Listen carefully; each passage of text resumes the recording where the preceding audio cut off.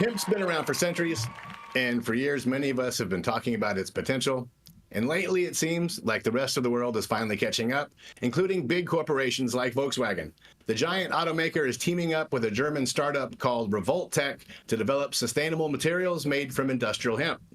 Volkswagen's looking to hemp to create a new alternative to faux leather, which could be showing up in their cars as early as 2028.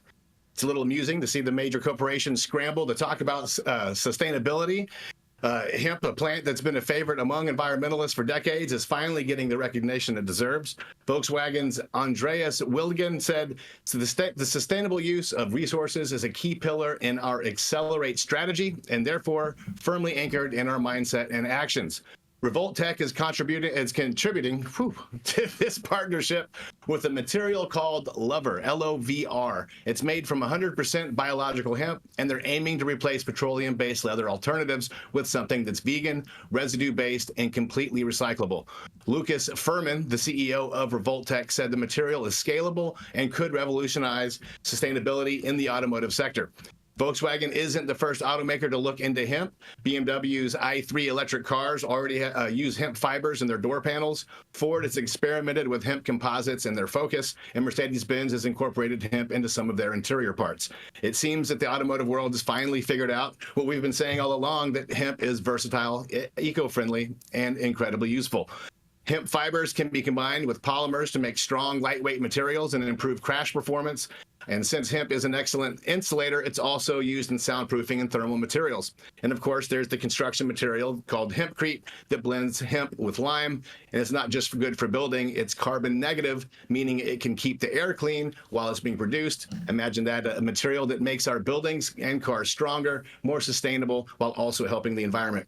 Volkswagen's decision to explore hemp came after Germany's update in its laws on cannabis and hemp. One of Germany's old laws, known as the intoxication clause, used to suggest that people could get high from consuming large amounts of industrial hemp. But earlier this year, they removed that clause, clearing the path for more innovation in hemp-based industries. We've covered Germany's cannabis reform here before. Just to remind you, back in April, they partially legalized cannabis, allowing adults to possess up to 25 grams and grow up to 3 plants at home. Cannabis clubs became legal in July, although many regions are still sorting out those details.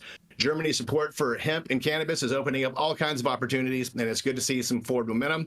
So as we look forward to 2028, hemp might not just be in your backyard, it could be in your car, in the dashboard, the seats, the door panels, and just about everywhere else.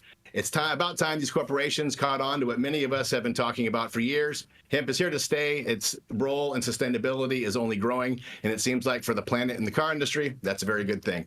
I'm Stone Slade for the High at 9 News. This is great news. This is awesome. Yeah, I love that. I love that they're finally talking about it, Jason. While you were reading that, Stone, I actually did a little research on my notes of when we first talked about this back in 2021. I covered this story back in 2021 when these automakers started saying that they're going to begin using hemp plastics and hemp materials in their cars. So it's good they're finally talking about the processes and starting to normalize what can be the future of sustainable components in automobiles. Yeah, no, should be. Yeah, Go ahead, Rachelle. I'm really happy. No, I'm really happy to hear this news. You know, I also hear a lot of great companies trying to work with hemp plastics and hemp building materials. Lego, fun fact, actually, they would like to switch their Lego bricks to hemp plastics as well, or at least having them be a composite. That's awesome. Yeah. That is cool. So cool. Shout out Lego. Shout out Lego. Shout out Lego. We'll reserve that story for you when it comes out. Yes. She's going to write that story. Quit playing with her. This is just a teaser right here. Man, Stone, you brought some good news today, bro. Yeah, I thought I dug deep, too, to find that one. It was buried. I bet. It was like a root ball, right?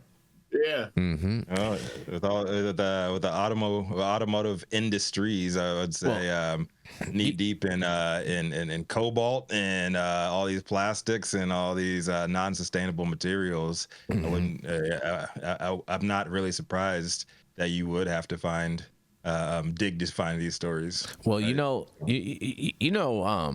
this isn't a new thing. You know who built the first like full automobile all out of hemp? Yeah, it was a hemp car. It was a Ford. Cheech and Chong and Up in Smoke. Yeah. Man was burning. Yeah, like way back in the day, for real though. Wasn't like we're in the first cars. Like using hemp. Yeah. And people can, if they want to learn more about that, they can get the book "The Emperor Wears No Clothes" by Jack Herrera, and that goes into all of that and how they were basically lobbied out of business by Ford and another company. Because they wanted to run off gasoline, and that was better for the people that in that lobbying fight. That's who won that one. Who killed Well, that is the biggest problem we face with trying to bring hemp into the industry. Mm-hmm. I mean, whatever industry, is that petroleum, timber. Yep. I mean, these companies, they lobby very heavily in every state and in Washington, D.C. And even, there's a lot of things that could be done. Paper's one of them.